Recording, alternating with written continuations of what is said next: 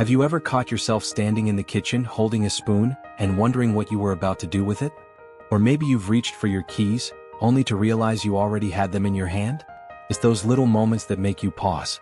Not because something is wrong, but because somewhere deep inside you're wondering, am I still as sharp and capable as I used to be? And more importantly, can I keep doing things on my own without having to rely on others?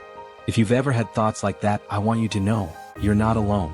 In fact, more people over 70 are thinking about their independence than ever before. It's not just about staying active or being able to take care of yourself. It's about preserving that sense of freedom, pride, and dignity. The ability to live life on your own terms in your own way without feeling like you're a burden or falling behind. You see, growing older isn't the problem. The real challenge is knowing how to grow smarter with age. And that's exactly what we're going to talk about today. Because there are secrets, real powerful habits, that can help you stay independent well into your 70s, 80s, even 90s.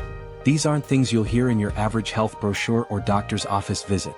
They're the kind of insights that come from people who've lived it, who've learned what works, and who understand what truly matters. So let's begin. Let's talk about the first thing that quietly, but dramatically, affects your independence. It's not your memory. It's not even your balance. It's something most people don't even think about until it becomes a problem. Your confidence. Confidence after 70 doesn't mean believing you can climb a mountain or run a marathon. It means believing you can handle your day whatever it brings. That you can get out of bed, walk to the bathroom safely, prepare your own breakfast, go to the store and make your own decisions, without hesitation. That quiet belief in yourself, your body, and your mind is what keeps you standing strong when others begin to lean on walkers or sit more than they move. And here's the tricky part. Confidence doesn't just disappear overnight. It fades slowly, little by little, with each small hesitation. Maybe it's skipping a step on the porch because it looks a bit wobbly. Or deciding not to drive at night because the lights feel too bright. Or asking someone else to carry your groceries, even when you could do it yourself with a little patience. Now, there's nothing wrong with being cautious. In fact, caution is smart. But when caution turns into fear and fear turns into avoidance, that's when your independence starts to slip away. So, how do we build it back up? Start by doing one small thing each day that reminds you of your own capability. Maybe it's reaching for the top shelf again. Maybe it's taking a longer walk than usual. Or maybe it's simply sitting up straight in your chair and breathing deeply for a full minute. These tiny actions send a message to your brain that says, hey, I'm still here. I've still got it. And that message is powerful. Of course, confidence is only one part of the puzzle. There's another secret that most people don't realize until it's almost too late. Your environment has more control over your independence than you think. I'm not talking about the weather or the neighborhood. I mean the space right around you, your home, your bedroom, your kitchen. The places you move through every single day. You see, as we age, our surroundings can either support us or sabotage us. A coffee table that once looked lovely in the middle of your living room, now it's a toe-stubbing hazard. That favorite rug near your bedside? It might be a slipping risk. Even a cupboard that's just a bit too high can make you feel frustrated or helpless when you're reaching for a glass of water. The thing is, independence doesn't mean doing everything the hard way. It means being smart about how you live. That's why one of the most liberating things you can do, yes, liberating, is to go through your home and start simplifying. Not because you're getting weaker, but because you're getting wiser. Try this. Spend an afternoon, just one, rearranging things so they're easier to reach. Get rid of furniture that's only in the way. Invest in a few helpful tools, like a long-handled reacher or a sturdy shower seat.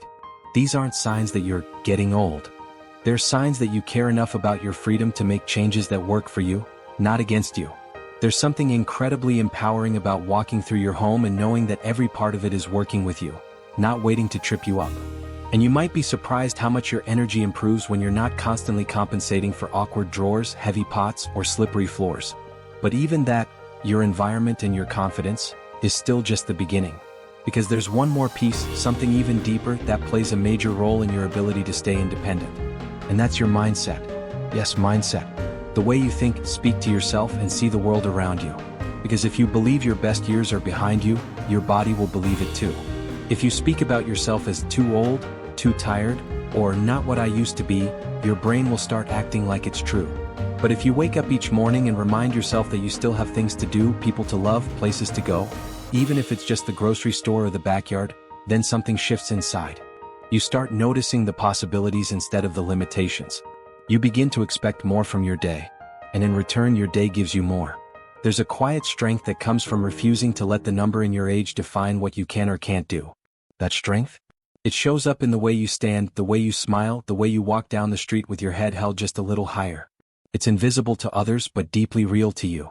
And when you have that mindset, when you're surrounded by an environment that supports you, and when you carry yourself with confidence, you've already taken powerful steps toward staying independent. You've begun a journey that doesn't just add years to your life, but adds life to your years. Now let's keep going, because there's still more to uncover. Because there's still more to uncover about what it really means to stay independent as we age. Not just in body but in spirit, in the way we engage with the world around us. And that brings us to something that might surprise you. It's often overlooked but absolutely essential. I'm talking about connection. Real, meaningful connection. Now I know, when we talk about independence it might sound like the opposite of relying on other people. But here's the thing most people don't tell you. Being independent doesn't mean doing everything alone. It means having the right people in your life, the kind who lift you up, not weigh you down. The kind who inspire you to keep going, not hold you back with worry or fear. We are social creatures, no matter how introverted we think we are. Our brains, our moods, even our health respond to connection.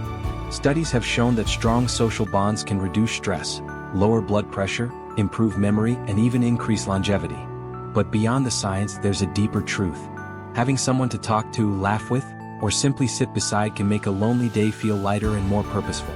But here's the part people rarely say out loud. It's okay if your circle gets smaller.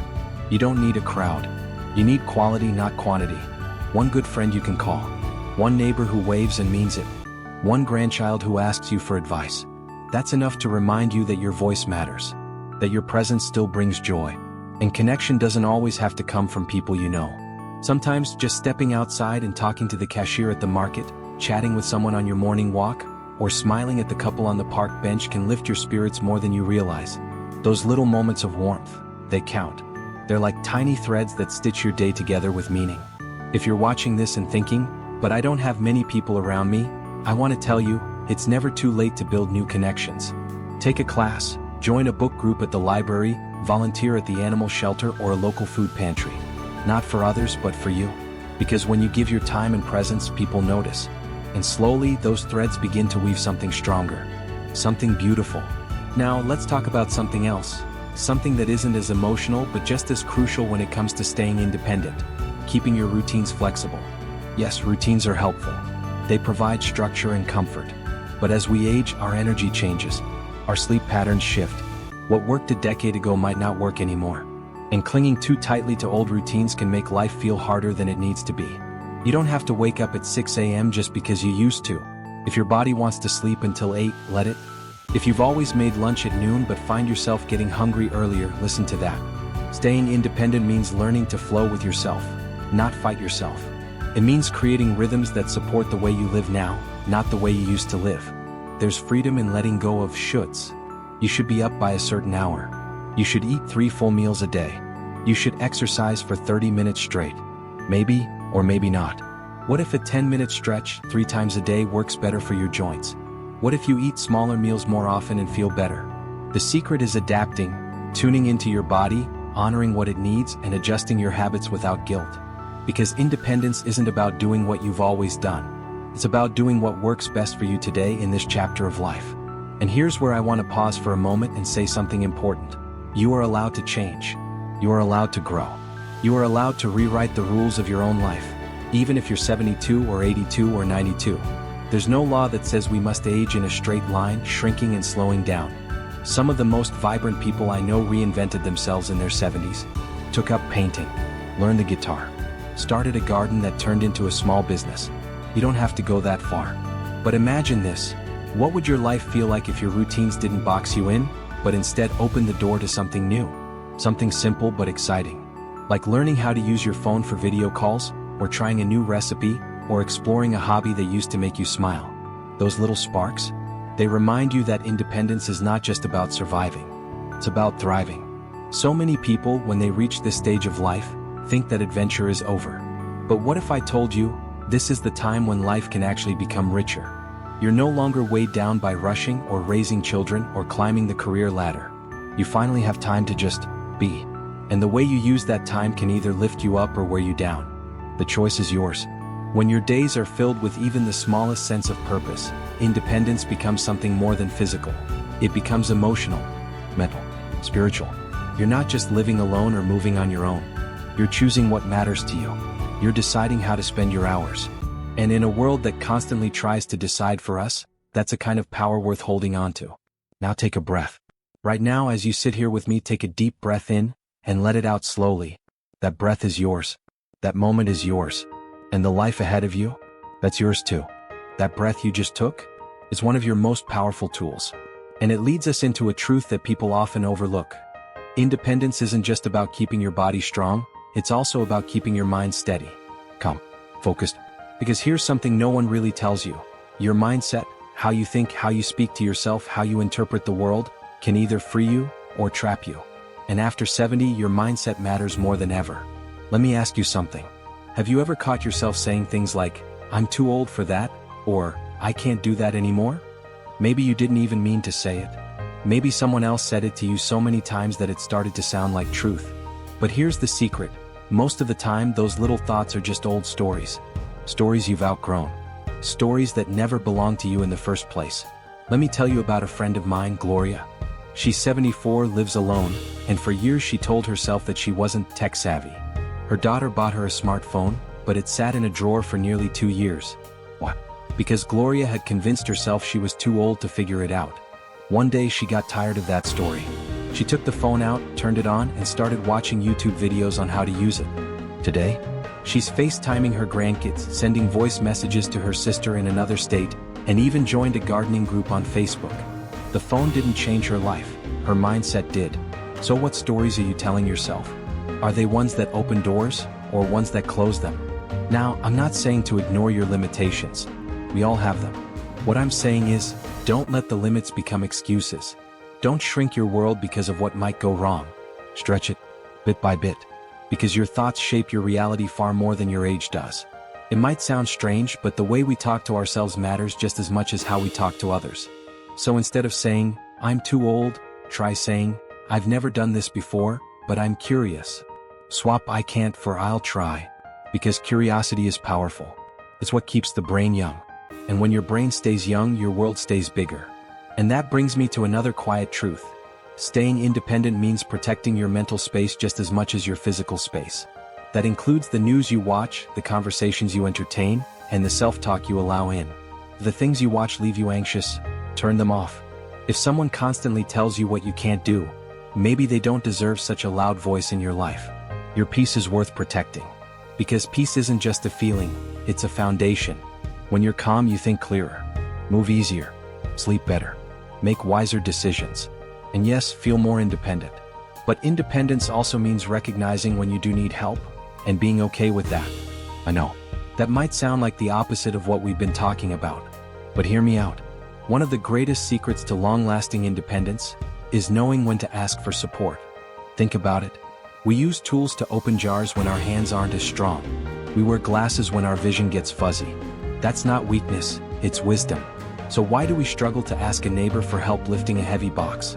Or to admit that driving at night makes us uncomfortable? Why do we wait until we fall to accept that we might need a cane or a handrail? Here's the truth. Needing support doesn't take away your independence. It preserves it, keeps you safe. It helps you keep doing the things you love, on your own terms. My Uncle Frank, he resisted using a walker for months. Said it made him feel old. But the irony? Once he started using it, he was able to get out more. Go to the coffee shop, walk the park, visit his barber again. That little bit of help actually gave him more independence, not less. We have to let go of the pride that tells us we have to do it all the time. Real strength is knowing yourself well enough to say, "I could use a little help here." And the beautiful thing is, when you do that, you often end up stronger, safer, and even more self-sufficient in the long run. There's one more thing I want to say while we're here together. And maybe no one has said this to you in a while. You are not a burden. You are not in the way. You are not too much, or too slow, or too fragile. You are a person with a full life behind you, and still more life ahead. You matter. And your independence isn't measured by how many things you can do without help. It's measured by how fully you choose to live with the time and tools you've got. So take the hand if it's offered. Use the rail if it's there. And never, ever be ashamed of taking care of yourself in the best way you can. Because in the end, staying independent is not about pretending you're 20 again, it's about being smart, kind, and loving toward the person you are now. And isn't that a person worth taking care of? You know, sometimes the hardest part about staying independent isn't the physical stuff. It's not about whether you can still carry the groceries or reach the top shelf. Sometimes, it's the quiet moments.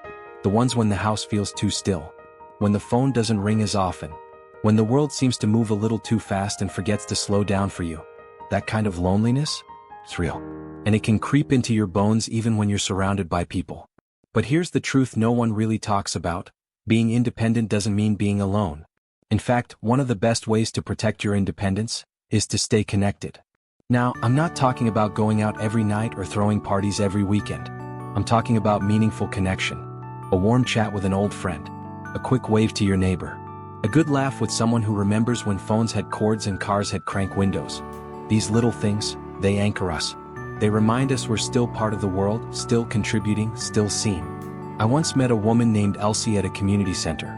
She was 81, sharp as a tack, and had this incredible sparkle in her eyes. She told me she'd been living on her own since her husband passed 10 years ago. When I asked how she stayed so vibrant, she said something I'll never forget. I make sure someone hears my voice every single day, even if it's just to say good morning at the mailbox. Isn't that beautiful? It's not about doing big things. It's about doing small things consistently. Because the moment we stop reaching out, even just a little, is the moment the world starts to shrink. And once it starts shrinking, it gets harder and harder to stretch it back out again. So whether it's calling your cousin, joining a group at the library, chatting with the cashier at the grocery store, or yes, even leaving a comment under a video like this, those moments matter. They keep you grounded. They keep your mind active.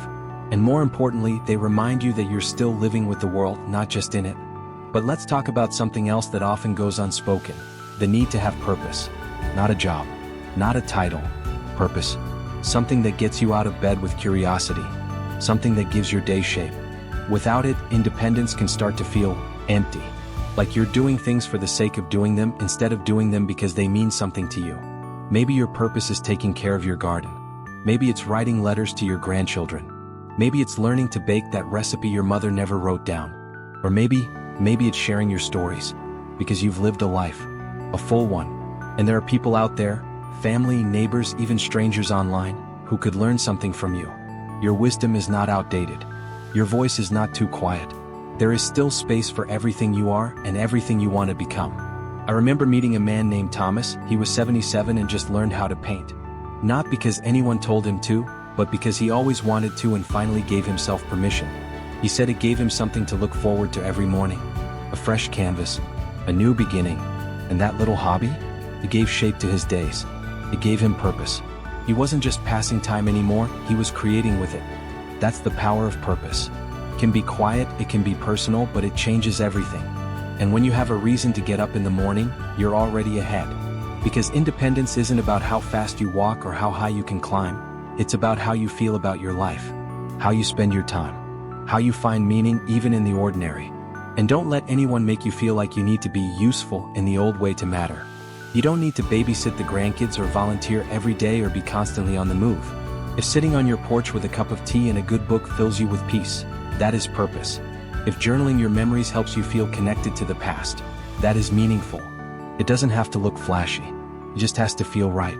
So let's take a deep breath together and remind ourselves, we are still evolving, still growing, still writing our story.